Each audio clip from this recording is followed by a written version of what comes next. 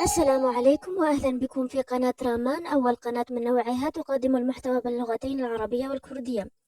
فيديو اليوم سيكون استمرار لسلسلة عجلة الحياة المتوازنة والذي سوف نتحدث فيه عن إدارة الذات. هناك بعض الأشخاص يسمون إدارة الذات بإدارة الوقت، ولكن هذا التعبير غير صحيح، لأن إدارة الوقت لأن الإدارة تعني التحكم بالموارد، وبالطبع لا أحد منا يستطيع التحكم بالوقت. وأيضا عبارة تنظيم الوقت غير صحيحة، لأن الوقت منظم، فكل ساعة تأتي بأوانها. لا يمكن أن تأتي الساعة 5 قبل الساعة 1 مثلا. الوقت منظم. ما نحتاج إلى إدارته هو ذواتنا، هو أنفسنا. نحتاج إلى تنظيم تنظيم أنفسنا، لأن ما نستطيع التحكم به هو أنفسنا فقط. وهنا دعوني أوضح أننا عندما نتحدث عن إدارة الذات والتخطيط، أو حتى كما كان يقول الناس من قبل إدارة الوقت، فأن الناس هناك مفهوم خاطئ عنهم، وهو أن التخطيط يقيد حركة الإنسان ولا يسمح له بالسلوك الطبيعي. ربما هذا كان صحيحا في الماضي، ولكن الآن مع الطرق الحديثة في التخطيط والتنظيم وإدارة الذات هذا لم يعد موجودا. كان ذلك يحدث لأننا كنا نضع مهمة لكل ساعة، وكنا لا ندع أي ساعة فارغة خلال اليوم، وهذا أمر خاطئ.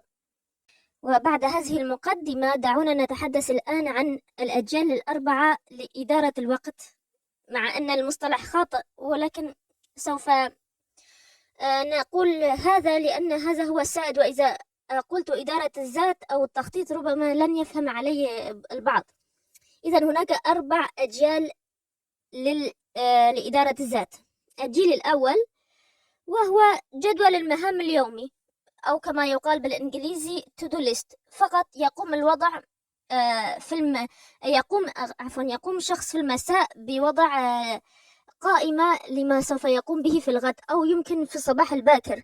مثلا يمكن شخص متزوج ولديه أطفال يمكن أن يكتب مثلا بعد العودة من العمل، أو في الصباح الباكر يستيقظ ليحضر الفطور لعائلته.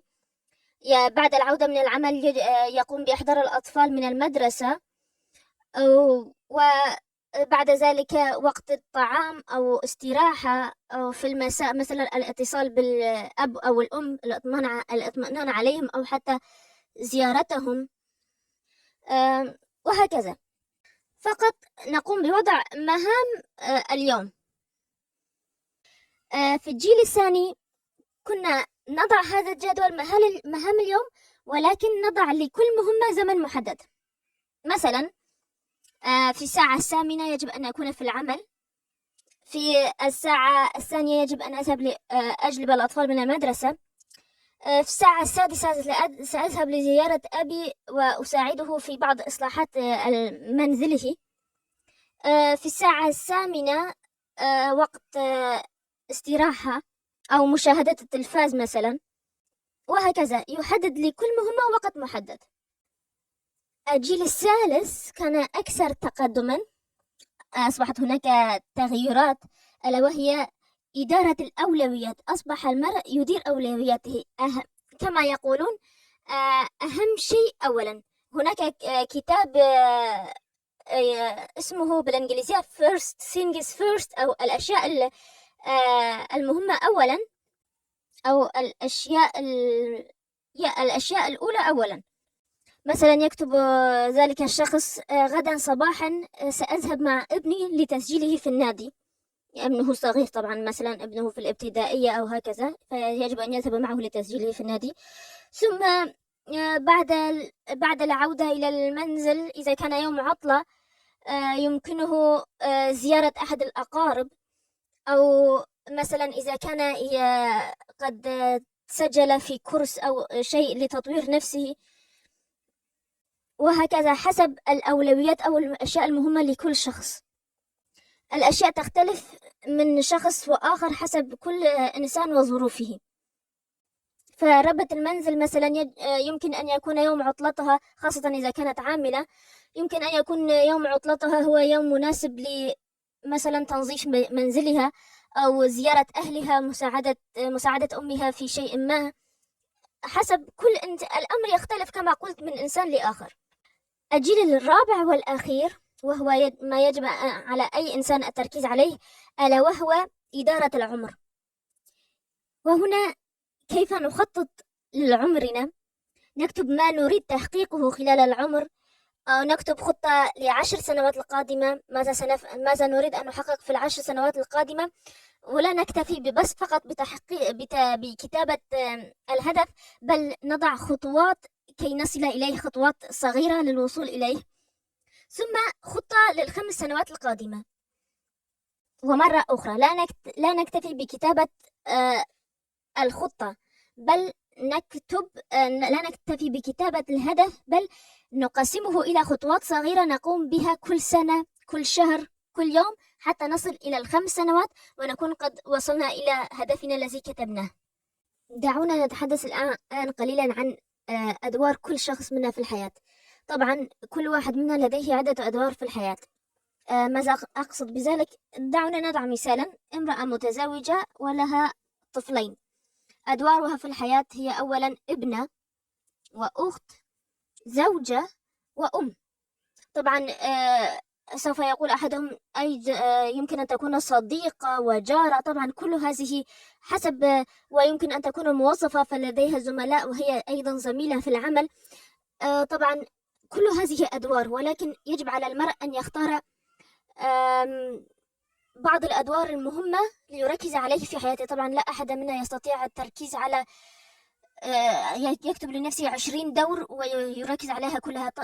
طبعا هذا غير ممكن. مثلا الأدوار المهمة لهذه المرأة يمكن أن تكون هي أنها ابنة، فيجب أن تهتم بأبويها وتسأل عنهم مرة في الأسبوع، مرة في الشهر، تسأل عنهم، تزورهم، وهكذا. وهي أيضا أخت، تتصل بإخوتها، تسأل عنهم، تزورهم بين الحين والآخر. وهي أيضا زوجة، فيجب أن تهتم بزوجها. وبالطبع المهمة الأسمى والأعظم هي كونها أم، يجب أن تحسن تربية أبنائها وتهتم بهم وألا تهملهم. هذا إذا لم يكن لديها مشروعها الخاص. كل هذه أدوار. لذا عندما نحدد أدوارنا من المهم عندها أن نخطط. وهنا كما قلت سابقا هناك فكرة سائدة خاطئة عن التخطيط، وهي أنه يقيد الإنسان، وهذا أمر غير صحيح.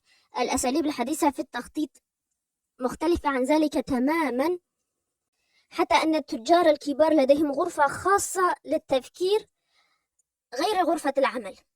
لذا من المهم أن يكون لديك ساعة خاصة لا تقوم فيها بأي شيء سوى التفكير والتخطيط للمستقبل، أو يوم خاص أو حتى يوم خاص في الأسبوع تقوم فيه فقط بالتخطيط لما سوف تقوم به في المستقبل.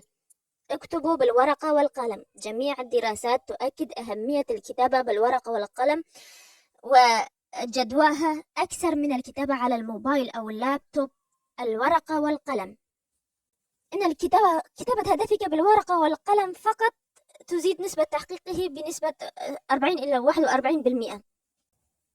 فقط عندما تكتبه، تخيل، تزيد نسبة تحقيق هذا الهدف 41%. لا تستهينوا بهذا الأمر. وأيضا يمكن أن تكتبوا أسئلتكم واستفساراتكم في التعليقات. وأيضا لا تنسوا متابعة إنستغرام رامان. وهذا كان كل ما لدي اليوم، ولكنه ليس بالطبع كل ما لدي عن إدارة الوقت، بل سوف نخصص له عدة فيديوهات مقبلة.